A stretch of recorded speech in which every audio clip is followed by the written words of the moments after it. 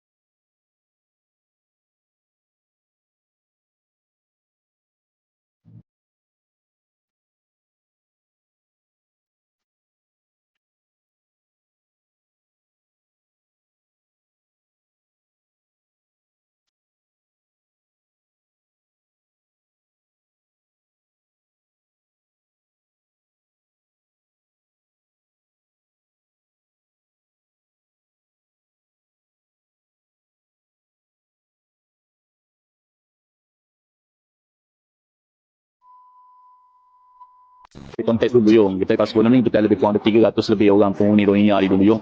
Buat masa ni kita dapati hanya lebih tinggal 80 orang lebih lah yang tinggal dalam Duyung. Itu pun kebanyakannya berkeluarga. Yang bujang-bujang dan yang jenis degil-degil ni kebanyakannya dah pindah keluar dari Duyung. Jadi ada satu persoalan yang timbul yang mengatakan bila dia keluar dari Duyung dia pindah tempat lain pula.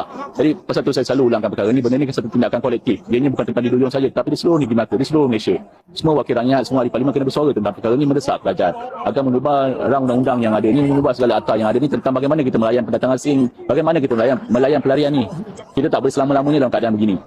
Kan? Jadi hari ini di peringkat Duyung kita dah bersuara. Jadi saya berharap di Duyung lain juga ada bersuara benda yang sama.